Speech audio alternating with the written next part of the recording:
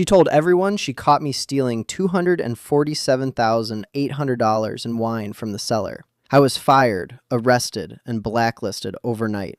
For 3 years, I believed nobody would ever trust me again. Then a friend found the security footage they tried to delete. I still remember the exact moment my life ended the first time. I was halfway through decanting a 2005 Chateau Margaux for a table of 6, a $1,200 bottle. Steady hands, perfect pour. Then 2 RCMP officers walked through the front door of the restaurant and asked for me by name. My manager wouldn't look at me. The hostess stepped back like I was contagious. And my roommate Jenna, who I'd lived with for 2 years, who I had helped move furniture and driven to the airport at 4 in the morning, she was standing behind the bar watching. She didn't even blink. But I need to go back, way back, because none of this makes sense unless you understand who I was before Jenna Coulthard burned my life to the ground. I grew up in Prince Albert, Saskatchewan, working class all the way through. My dad drove trucks for Potash Corp out of the mine site. My mom was a teaching assistant in a public school on the west side of town. We weren't poor, but we weren't comfortable either. There was no wine at our dinner table. There was Pilsner in cans and frozen pizza on Fridays. I wasn't supposed to end up in fine dining. Nobody from my family was. I got into wine almost by accident. I was 19, bussing tables at a steakhouse in downtown Saskatoon. Just needed summer money. The floor manager, a guy named Cal, noticed I could remember table orders without writing them down. He started letting me sit in on staff tastings before service. First time I tasted a proper Burgundy, I couldn't stop thinking about it for 3 days. That obsessive streak turned into a real career. I earned my Level 3 WSET certification by 26, one of a handful of certified sommeliers in the entire province. By 28, I'd landed the head sommelier position at Vigne and Veloute, a high-end wine bar on Broadway Avenue in the Nutana district. It was the kind of place that stocked verticals of first-growth Bordeaux, temperature-controlled cellar vault in the basement, over $600,000 in inventory behind a single door. I built that list, bottle by bottle. I knew every label on every shelf. That's where I met Jenna. She worked as inventory and logistics manager for Aurelia Hospitality, the restaurant group that owned Vigne and Veloute and 2 other spots in Saskatoon. She was 29, sharp, organized. We got along easy enough at work, and when she mentioned she needed a place, I had a spare room in my 2-bedroom apartment on Victoria Avenue. We split rent down the middle, $1,400 a month total. We weren't romantic, not even close, just convenient. She was quiet, paid on time, kept the kitchen clean. I thought she was a friend. I need you to understand something. I had no criminal record, no debt, no gambling habit, no expensive taste in anything except the wines I got to taste for free at work. I drove a 2016 Civic with a dent in the rear bumper. My biggest monthly expense outside rent was a $40 wine subscription from a small producer in Niagara. I was the last person on earth anyone should have suspected of stealing $250,000 in rare wine. But here's the thing about being convenient. You don't see it coming.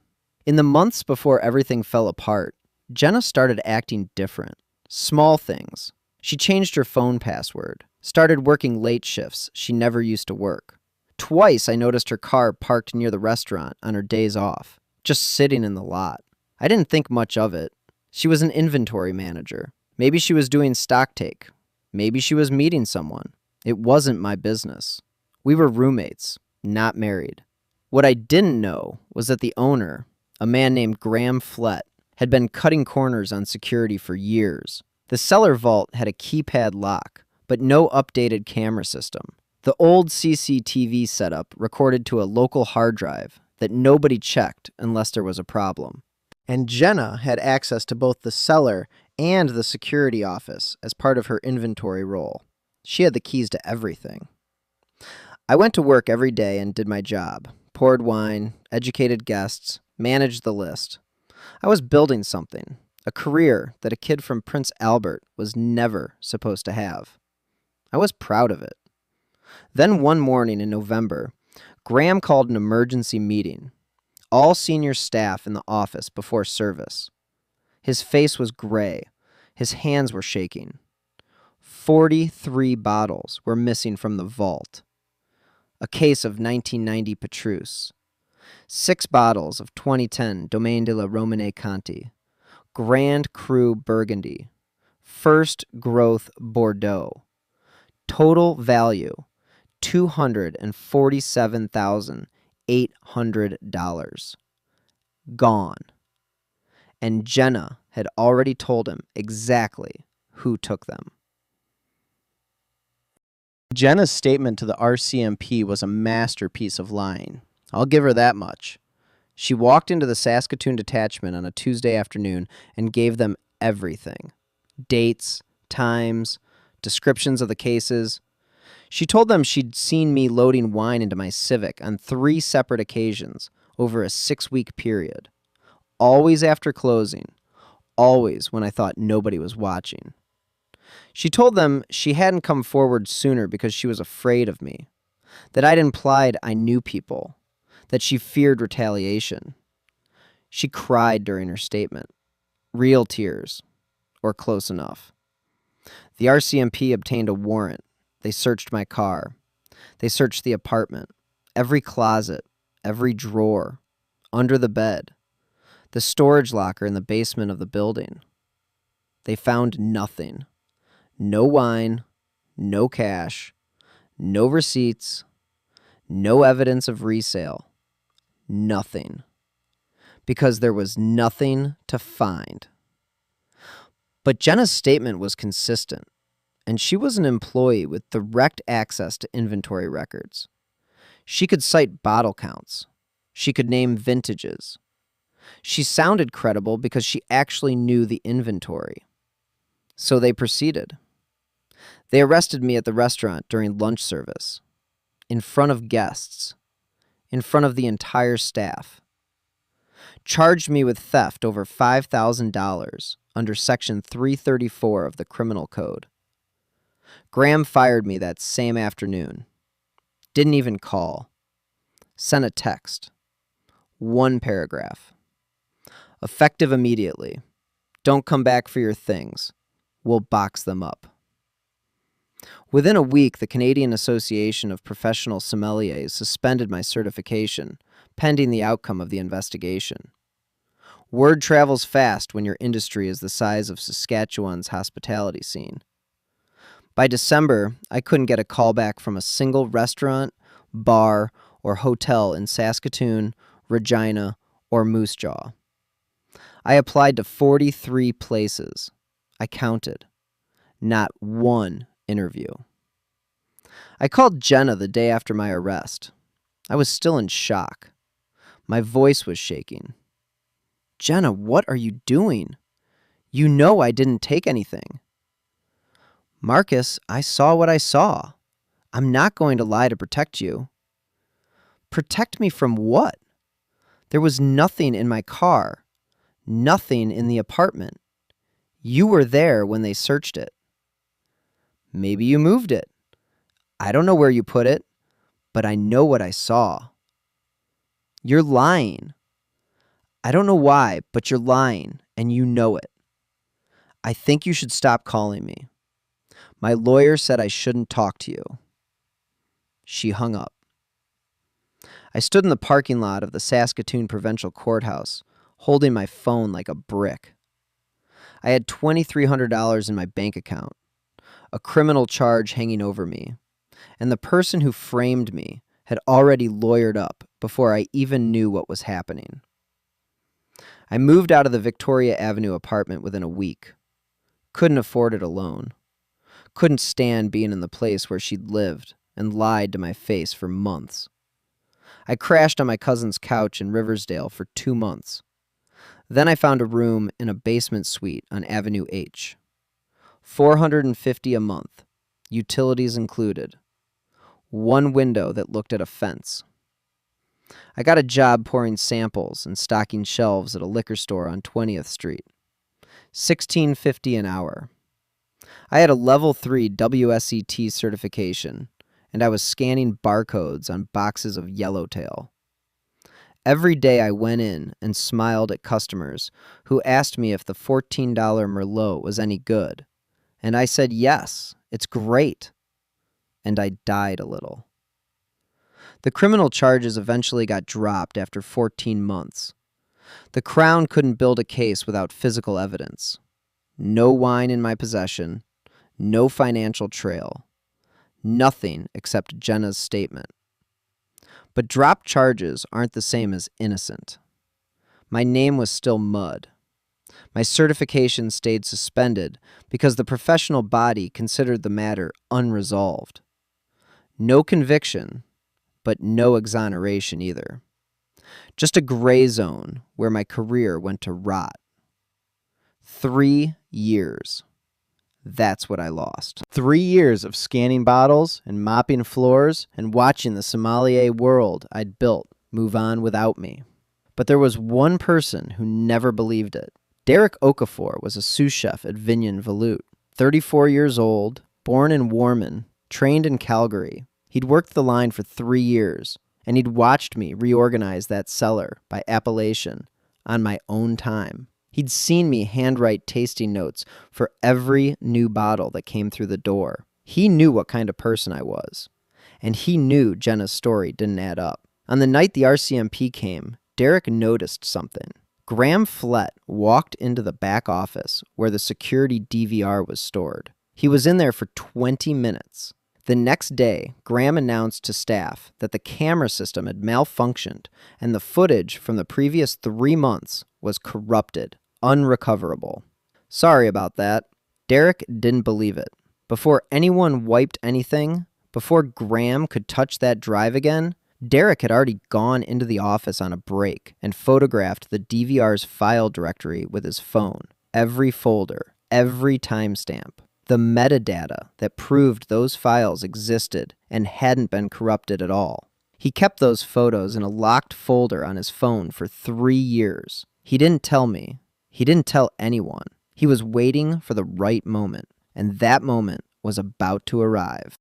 3 years into my exile, I was still looking at wine. I couldn't help it. Even stocking shelves at a liquor store on 20th Street, I'd go home at night and browse auction sites, resale platforms, collector forums. It was muscle memory, the way a retired athlete still watches game tape. Wine was the only thing I'd ever been great at, and I couldn't let it go. That habit saved my life. In the second year, I started noticing listings on a Winnipeg-based online wine marketplace. A 1990 Petrus at $4,800. A 2010 DRC Romani Conti at $3,200. A pair of 2009 Chateau Latour at $1,900 each. The prices were 15 to 20% below market. Somebody was dumping high-end bottles fast. Not collecting, liquidating. I almost scrolled past. Then I looked closer at the photos.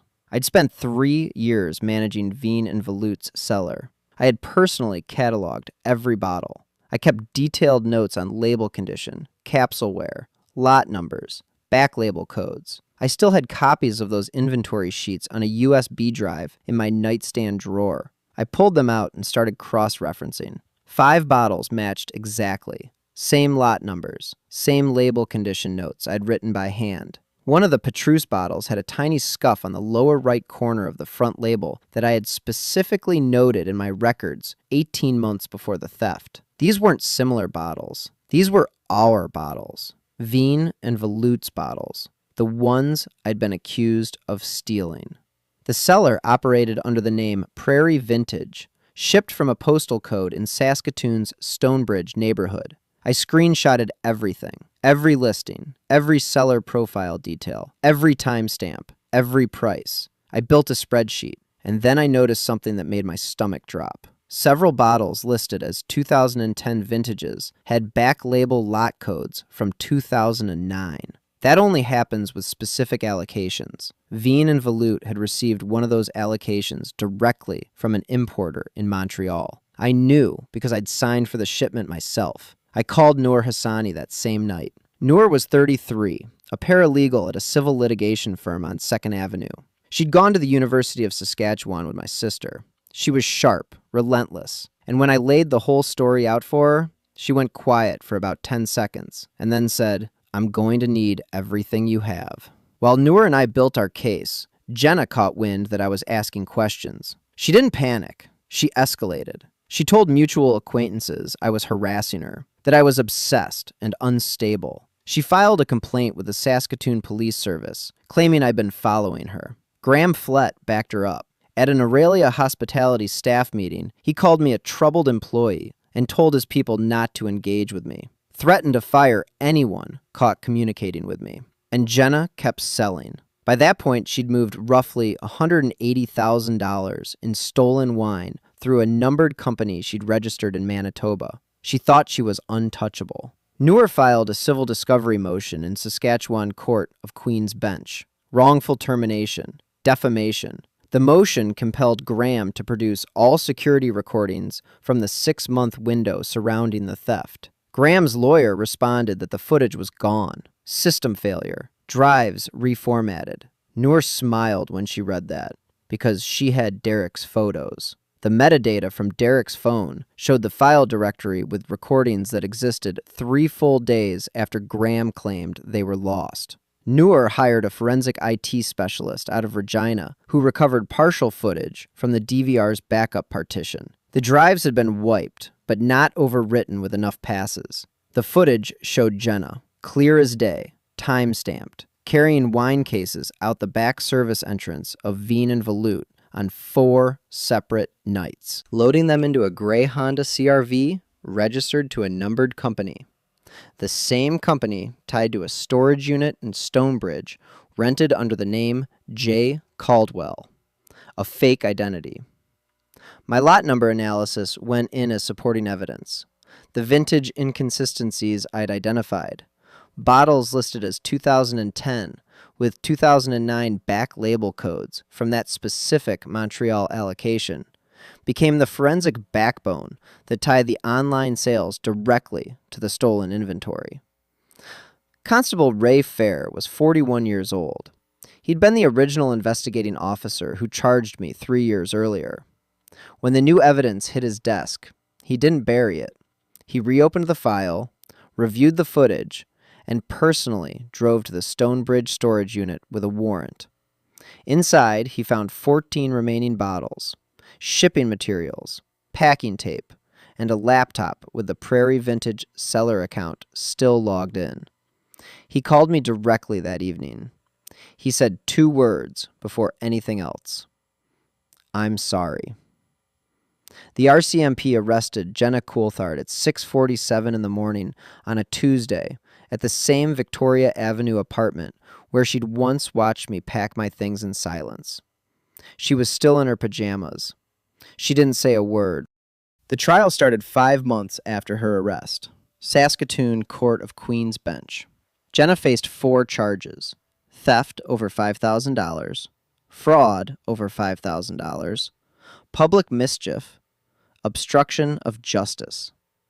The Crown's case was a wall of evidence: video footage, lot number forensics, the storage unit, the numbered company in Manitoba, bank records showing $180,000 in deposits she couldn't explain. Jenna sat at the defense table in a navy blazer and didn't look at me once. I testified on the second day. I wore a gray suit I'd bought at a thrift store on Clarence Avenue for $45. When the Crown prosecutor asked me to walk the court through the lot number analysis, I did it the way I'd describe a wine to a table. Precise, patient, no arrogance. I identified each bottle from the resale listings, matched them to inventory records I'd maintained during my years at Veen and Veloute. I explained how a 2010 Domaine de la Romanie Conti with a 2009 back label allocation code could only have come from one place: our specific import order through a Montreal distributor. There was no other source in Western Canada. Jenna's defense lawyer came at me hard. He was a tall guy from Regina, expensive tie, aggressive posture. Mr. Atchison, isn't it true you had personal issues with my client? No, Jenna was my roommate. I thought she was my friend. And isn't it possible you fabricated these lot number analyses to frame her in return? Lot numbers are printed on the bottles by the producers. I didn't fabricate anything. I just read what was already there. He didn't have a follow-up. He shuffled his papers and sat down. But the moment that broke the case open, the moment nobody in that courtroom will ever forget, came when Patricia Coulthard took the stand. Jenna's own mother, 58 years old, drove in from Martinsville. She was shaking so badly, the court clerk brought her water before she even started speaking. Patricia had found shipping receipts and a second phone in Jenna's childhood bedroom during a visit. She'd confronted her daughter. Jenna had screamed at her and cut off all contact. Patricia called the RCMP herself. On the stand, she looked straight ahead. Not at Jenna, not at me, at the judge. My daughter destroyed an innocent man's life because he was convenient. She told me those were her exact words. He was convenient. I needed someone everyone would believe was desperate enough to steal. The courtroom went silent. I stared at the table in front of me. I didn't look at Jenna. I couldn't. 3 years of my life reduced to one word. Convenient. That's all I'd been to her. A body to throw in front of the bus so she could keep loading wine into her Honda. Jenna was convicted on all 4 counts. The judge gave her 4 years federal at the Edmonton Institution for Women, plus a restitution order for the full $247,800. Her professional credentials were permanently revoked. Graham Flett faced a separate civil suit from Aurelia Hospitality's insurance company for destroying evidence. He sold the restaurant group within 6 months. Veen and Valu closed. 3 staff members who had publicly backed Jenna's story issued apologies through their lawyers. My wrongful termination and defamation lawsuit against Aurelia Hospitality settled out of court. I'm not allowed to say how much. I'll just say it was enough to start over. My WSET certification was reinstated with a formal letter of apology from the Canadian Association of Professional Sommeliers. 14 words on paper that gave me back something 4 years of silence had taken. 3 weeks after the verdict, Derek texted me, asked if I wanted a beer. We met at a pub on 2nd Avenue. Back booth. He slid his phone across the table and opened the locked folder. The metadata photos. All of it. I should have come to you sooner. I was scared of Graham. Scared of losing my job. I'm sorry. I looked at those photos for a long time. You kept them. 3 years, and you kept them. That's not nothing, Derek. That's everything. We didn't hug. We just sat there drinking draft beer, not saying much. It was enough. I didn't go back to fine dining right away. I took 6 months off, visited my parents in Prince Albert, went fishing at Waskesiu Lake, slept past 6 in the morning for the first time in years. When I came back, I opened a small wine education studio in Riversdale, the same neighborhood where I'd spent 3 years stocking shelves. I called it Lot and Label. I teach WSET prep courses. I host tastings for people who've never had anything fancier than a Boda box. I consult for 2 new restaurants that opened in the spaces Aurelia Hospitality left behind. Noor comes to every opening night. Derek sent a case of Okanagan Pinot Noir as a gift. Business is good. Not glamorous, good. People ask me if I'm angry. I was. For a long time, I was so angry I could taste it. And trust me, as a sommelier, that's not a tasting note you want. But anger is like a wine stored at the wrong temperature. It turns. It ruins everything around it. So I let it go. Not for Jenna. persona for me. I spent 3 years proving I didn't steal anything. Now I spend my days proving what I actually am. Someone who knows that the truth, like a great vintage, just needs time. And I've got nothing but time.